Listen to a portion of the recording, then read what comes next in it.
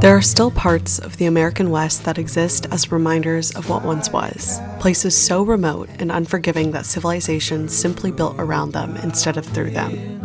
Years ago, I was introduced to a trail so isolated it earned the name the Lost Coast. And true to that name, this 25-mile stretch of Northern California feels completely untouched by time. This comes with a different kind of challenge, one that the Native American tribes that roam this land were very familiar with: the timing of the tides. Today, we're going to be spending 3 days along the Lost Coast of Northern California.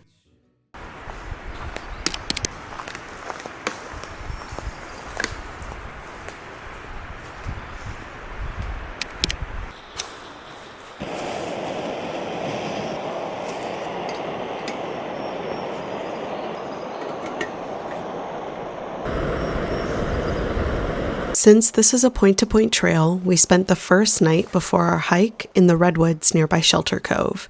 We scheduled a shuttle to pick us up around noon at the southern terminus of the trail. After a 2-hour drive, they would drop us at the northern terminus at Mattole Beach. Today we're hiking the Lost Coast Trail in true Northern California, and mostly walking on sand, trying to cross some of the impassable sections, which we're already extremely behind on, so we gotta get going. I wanted to pull out the mic earlier, but it is super duper windy. We got lucky with blue skies. It's usually really foggy. It's beautiful, but I would never take anybody on this trail who was already scared of the ocean because it just looks incredibly intense. The first 3 miles of the trail were relatively flat, but largely in sand and on top of bluffs. Prior to beginning our hike, we had heard that winds were going to be pretty high. What we didn't expect was how intense it made everything feel. Sea lion. Those are in fact not sea lions. Elephant sea lions. There you go. You see, he's waving! Hello. Oh, hello. After about mile 3, we were starting to realize how close we were going to cut our tide window. There's 2 impassable zones on the LCT that you cannot walk across without a low tide. We reached the first impassable zone around 5:30, and at 6 o'clock it was supposed to start rising again. We had hoped to complete close to 6 miles this day and only ended up getting in 5, which would alter our camping plans for that night. 2 cups of water. How many ounces are in a cup? Oh man, I knew I should have paid attention in elementary school.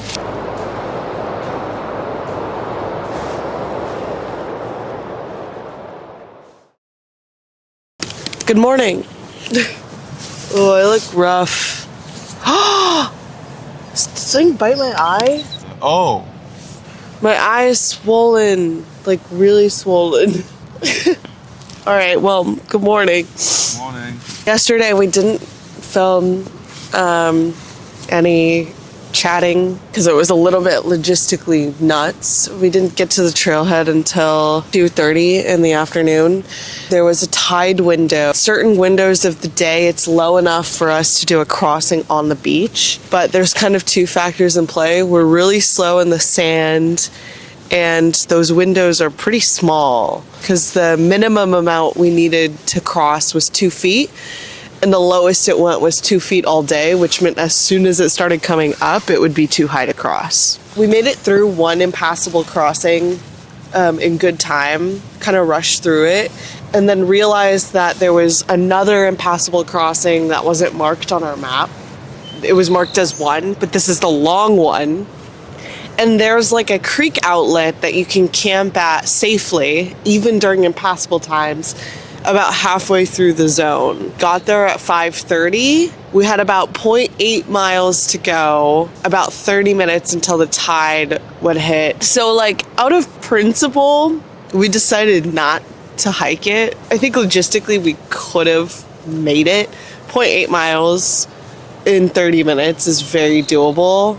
As a general rule of thumb, we don't want to risk our lives in a situation like that. Decided that it was probably better for us to head back to where there's no designated campsites, but right before our impassable zone, which you can see right down here. And now the tide is totally flushed out, which allows for much more time for us to cross. So that's where we're at. We ended up camping in this like really dingy spot. Like, this is not a campsite. You're supposed to generally try and camp at designated sites, but in this situation we deemed it as a somewhat emergency because we weren't willing to do the crossing. There's just a lot of ticks here, like a lot of ticks. So I think in total we've got like 10.8 maybe-ish miles, but the winds are extremely high. Last night we woke up multiple times to the wind. I think that's a reality on the whole trail. I don't think that that's unique to our situation last night, but there are a lot of winds. So keep you updated today now that we've kind of rested a little bit and gotten used to the situation. There's more opportunity for updating. Nothing's perfect. Definitely not this night. But despite a rough night of sleeping, we had about 10 miles to do and an impassable zone to cross. With a 6 a.m. wake-up call and a 7 a.m. start, we were on our way and trending in the right direction. And with the tide being so low in the morning, we were able to see some really awesome things along the way, including where we would have camped if we had decided to push a little further. Sean keeps stopping to take videos in the impassable zone. Fun fact, Sean took a video of every single stream of water that we came across on this trail, and if I included them all, it would take up the entire 12 minutes. The impassable vibe. Yeah, like you can't even SOS if I know it's coming up. Yeah. Honestly, I think I was a little bit on the paranoid side about the tides. You could be more chill about it. Oh, we got off the impassable section and now we're in just thistle territory. This trail's really overgrown if you can't tell. Decided to take a quick little siesta. We didn't have like a full breakfast. We only had a Pop-Tart, so I was hungry. And we've already covered, what, 5 miles this morning? Yeah, we've done 5 miles. We started kind of behind. Yeah, we started behind where most people are because we didn't get as far yesterday. It's 10 o'clock now. Quick little breakfast brunch in this nice grotto, this tree cover. It was pretty exposed on the way here. The wind hasn't been as bad today though, which is we're thankful for. Yeah, we got what, 6 miles, so we'll be there pretty early, set up and then just chillax. I'll read my book. Yeah. It'll be great. And we'll catch it there. Those next 6 miles were actually pretty tough. And this was for 2 reasons. The first being the sand. There was a lot of loose gravel and, obviously, beaches that we were walking across, meaning gators were completely non-negotiable. Even with these covering the openings to our shoes, we were still able to collect some dirt and sand in there, which meant for some very painful sections. The second factor was the exposure. Typically, the Lost Coast Trail is covered in a very thick layer of fog. We just so happened to hit a stretch of time where it was completely exposed, sun and wind. And partially why you won't see any clips of us putting up our tent, because it took almost an hour each night to pitch it. But with only 1 day left of this trail, we knew that it was going to be all about embracing the suck and enjoying it for what it was, a new experience. It's funny, I do these backpacking trips really frequently. It's my passion, sport, hobby, whatever you want to call it. And I've never gone on a trip that didn't suck in some sort of way. Sometimes it's environmental, like bad weather, but other times it's something I did, like I forgot something or something breaks. But for some reason, when I'm sitting at my desk at home, this is the moment that I'm always thinking about when I think about backpacking. Drinking coffee in the mornings. Call me a masochist, but I think it's worth it. Good morning! Good morning! Good morning! Good morning. We're gonna go walk our last 8 miles to our car. We're gonna go stop by the creek before we leave, for sure. We just wrapped up the rest of our campsite, and the wind has finally died down. After 2 days of just straight massive gusts of wind, it like dead stopped middle of the night. We pitched underneath this tree with really low hanging branches, which in hindsight, because we were thinking like it was shady, this trail is very exposed, so we wanted to be in shade. But what ended up happening was we realized that these branches had a very real chance of hitting us, which is very sketchy. So next time we probably wouldn't pitch under such a low, or any tree for that matter, if it was wind that windy.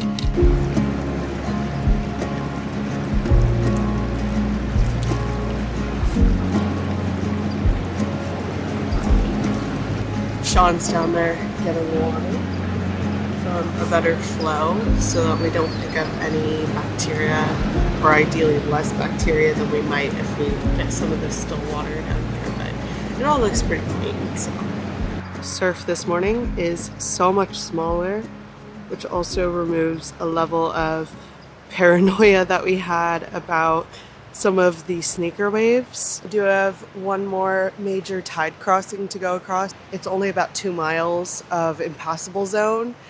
We just want to get past this one before the afternoon so we can start driving home. Water. Sean got water. I'm a water man. He's spread eagle.